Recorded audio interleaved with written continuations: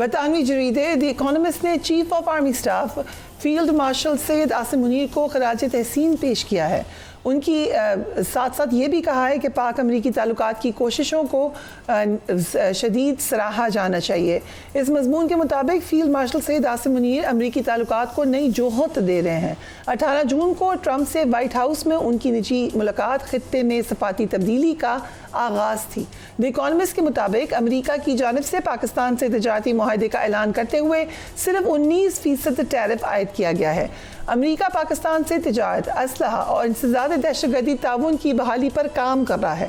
یہ جنوبی ایشیا، چین اور مشرق وسطیٰ میں امریکی پالیسی میں بڑی تبدیلی کا اشارہ ہے. مضمون کے مطابق امریکہ پاکستان کو بختر بند گاڑیاں، نائٹ ویژن آلات دینے پر غور بھی کر رہا ہے. امریکی پالیسی ساز بھارت کی تخریبی سرگرمیوں کا بھی جائزہ لے رہے ہیں. عالمی سفارتکار اور سرمایہ کار براہ راست فیلڈ مارشل سید عاصم منیر سے رابطے میں ہیں. فیلڈ مارشل نے چین اور خلیجی ممالک کے ساتھ متوازن تعلقات برقرار رکھے ہیں. بھارت کے ساتھ تنازع کے بعد فیلڈ مارشل کی مقبولیت میں اضافہ ہوا ہے. غیر ملکی دباؤ کے باوجود فیلڈ مارشل نے بھارت کے خلاف جوابی کارروائی کی. صدر ٹرمپ کے قریبی حلقے پاکستان کے کرپٹو اور مائننگ سیکٹرز میں سرمایہ کاری میں دلچسپی بھی لے رہے ہیں. پاکستان کی نئی سفارتی حکمت عملی عالمی سطح پر فیلڈ مارشل عاصم سعید منیر کے کردار کو نئی شناخت دے رہی ہے. اس عالمی پذیرائی سے بھارت یقیناً گھبرا گیا ہے اور اب آپریشن مہادیو کو نیا رنگ دینے کی کوشش کی جا رہی ہے. بھارت کی جانب سے آپریشن مہادیو کی جو تحقیقاتی رپورٹ جاری کی گئی ہے، سب سے پہلے تو یہ کہ انتہائی ریڈیکولس ہے. کسی بالی ووڈ فلم کا اسکرپٹ معلوم ہو رہی ہے، اور وہ بھی کسی بہت ہی بری لکھی ہوئی بالی ووڈ فلم کا اسکرپٹ معلوم ہو رہی ہے. اس رپورٹ کے اہم نکات پر ہم نظر ڈال لیتے ہیں. بھارتی حکومت نے نام نہاد آپریشن مہادیو میں ہلاک ہونے والوں کو اب باقاعدہ پاکستان سے جوڑا ہے. اس حوالے سے ایک تحقیقاتی رپورٹ جاری کی گئی ہے جس میں مبینہ سو کال ثبوت پیش کیے گئے ہیں. اس رپورٹ کے مطابق پہلگام واقعے کا ماسٹر مائنڈ سلمان شاہ تھا، جبکہ افغان اور جبران لشکر طیبہ کے اے گریڈ کمانڈر سے یعنی انتہائی مفروضے پہ مبنی باتیں کی گئی ہیں. رپورٹ یہ بھی کہہ رہی ہے کہ 2 افراد کی جیبوں سے الیکشن کمیشن اور پاکستان کی جاری کردہ ووٹر آئی ڈی سلپ برآمد ہوئی ہیں. رپورٹ کے مطابق ووٹر آئی ڈی سے پتہ چلا کہ ایک شخص لاہور کے حلقہ NA 125 اور دوسرا گجرانوالہ کے حلقے NA 89 سے تعلق رکھتا تھا. رپورٹ میں یہ بھی کہا گیا کہ عسکریت پسندوں کے ایک سیٹلائٹ فون سے ایک آئی ڈی کارڈ برآمد ہوا جس میں تینوں افراد کے نادرہ کی جانب سے جاری کی گئے شناختی کارڈز کی پکچرز موجود تھیں. اس قسم کی آپ سمجھ لیں کہ امیجنیٹو باتیں کی گئی ہیں. کویشچن از کہ کیا بھارت کسی فالس فلیگ کی دوبارہ کوشش کر رہا ہے؟ کویشچن یہ بھی ہے کہ اس قدر میڈ اپ رپورٹ پر کیا انٹرنیشنل کمیونٹی یقین کر لے گی؟ خورشید محمود قصوری ہمیں جوائن کریں. تھینک یو سو مچ قصوری صاحب فار جوائننگ اس.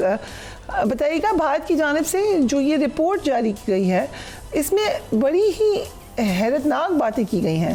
وہ یہ کہہ رہے ہیں کہ ایک ثبوت یہ ہے کہ کراچی میں بنائے جانے والے 2 مشہور چاکلیٹ برانڈز کے ریپرز ملے ہیں ان لوگوں کے سامان سے. آپ کیا کہیں گے اس کے اوپر؟ جی ہاں، اگر مہینے ڈیڑھ کی انکوائری کے بعد چاکلیٹ کے ریپرز ملے ہیں تو پھر ابھی الحمدللہ میں کیا کہہ سکتا ہوں، یا انا للہ کہہ سکتا ہوں کہ ماشاءاللہ یہ ان کی اگر تو اس سے کیا ثابت ہوتا؟ کچھ بھی نہیں. آپ جس کو مرضی چاہے پکڑیں اس کی جیب میں ڈال دیں چاکلیٹ کے یہ کیا ہے؟ دس از اٹر نانسنس. مطلب کوئی نہ کوئی پروف نہ کوئی بات. اور اتنے 1.5 مہینے کے بعد وہ بندے غائب کدھر ہو گئے تھے؟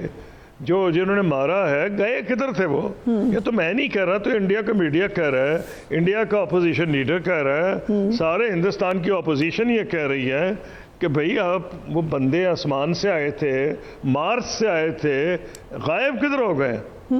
اور جس دن یہ بندے پکڑے گئے ہیں جن کا آپ ذکر کر رہی ہیں، جو بھی آپریشن تھا، مہادیو تھا یا کچھ اور تھا، پہلے کچھ اور کہا جا رہا تھا، اس میں یہ کہا گیا کہ جی 3 بندے پکڑے گئے ہیں. اور بھئی 3 بندے جو پکڑے گئے ہیں وہ آپ کو اسی دن ملنے تھے جس دن لوک سبھا کا اجلاس ہو رہا تھا کہ آپ اپوزیشن کو بتائیں اور قوم کو بتائیں کہ ہم نے پکڑ لیے. بالکل اس میں کوئی وزن نہیں اس دلیل کے اندر. اسی میں ابھی ہم نے رپورٹ دکھائی ہے. ایک ثبوت یہ بتایا جائے، سو کال ثبوت، کہ جو افراد ہیں ان کی جیبوں سے ووٹر سلپ ملی ہیں. 2 حلقے پاکستان کے انہوں نے نام لیا ہے کس قدر مذاق خیز بات ہے؟ کبھی ہوا ہے آج تک کہ لوگ اپنے تمام شناختی دستاویزات لے کے پھرے ہوں، وہ بھی دہشت گرد؟ جب تک کوئی بالکل پاگل نہ ہو ایک ایسے مشن پہ وہ جا رہا ہے، اس کو پتا اس کی جان لالوں پہ ہے، اور اگر 50% چانس ہے کہ وہ بھاگ لے گا، اگر پکڑا گیا اس کی ووٹر لسٹ جیب میں ہوگی، وہ آئیڈینٹی کارڈ کیوں نہیں پیش کر دیتا کہ جناب یہ میرا آئیڈینٹی کارڈ ہے تو اس کو آپ لے لیں؟ مطلب کچھ سمجھ آنے والی بات نہیں. لوگ تو جعلی چیزیں لے کے جاتے ہیں اپنے ساتھ، اگر جائیں بھی تو اب الیکٹرل لسٹ میں کیوں پاگل تھے تینوں، اتنے زیادہ وہ بندے سیاست میں انوالو تھے اور اتنے پولیٹیکلی انوالو تھے. اس قسم کے لوگ ٹیررسٹ نہیں ہوتے، وہ لوگ تو ووٹ دیتے ہیں لوگوں کو، اپنی پارٹی کی، اپنی پسند کی پارٹی کو ووٹ دیتے ہیں. ان کو کون تیار کر سکتا ہے کہ جان کے ہتھیلی پہ رکھ لیں؟ یہ کہ ووٹر لسٹ ہے، چاکلیٹ ہیں، یہ اس بات کا بیان ثبوت ہے کہ ان کو ملا ہی کچھ نہیں.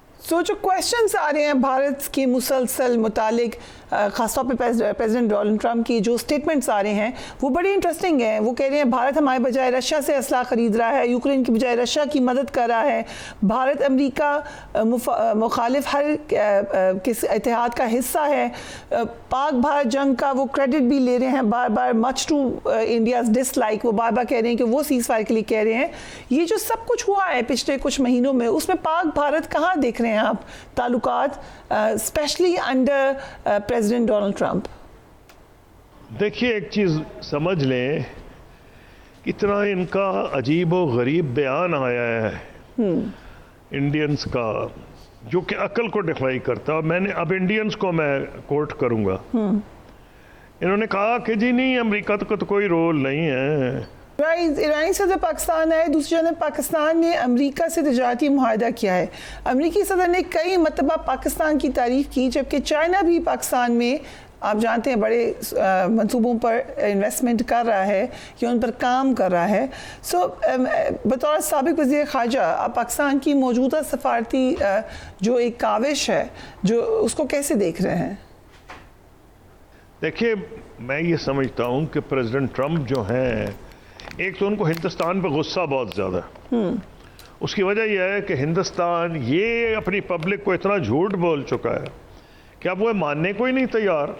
کبھی امریکہ کی کوششوں سے ہم نے جنگ بندی کی ہے اور یہ بھی نہیں مانتا، اور ایک دن یہ خبر نکل آئے گی، آپ نے مارک مائی ورڈز، ابھی تو چپ ہے، یہ نکل آئے گی کہ کس نے پہلے فون کیا تھا اور کس نے کہا تھا کہ جی اس میں آپ انٹرفیئر کریں. ابھی تک تو چھپی ہوئی ہے. پہلے تو جو جتنی باتیں چھپی تھی نکل گئی. مثلاً سیکرٹری اسٹیٹ پومپیو کی کتاب ہے، اس میں انہوں نے کہا ہے کہ مجھے رات کو اٹھایا گیا، میں سو رہا تھا، یہ پلوامہ کے بعد کی بات میں کر رہا ہوں، اور مجھے انڈین فارن منسٹر نے کہا کہ بھئی جنگ کا خطرہ ہے، آپ کچھ رول ادا کریں. پھر انہوں نے کہا کہ میں نے اپنے امبیسڈرز کو اسلام آباد، دلی میں فون کیا اور اس معاملے کو کنٹرول کیا. یعنی وہ تو خود کہہ رہے ہیں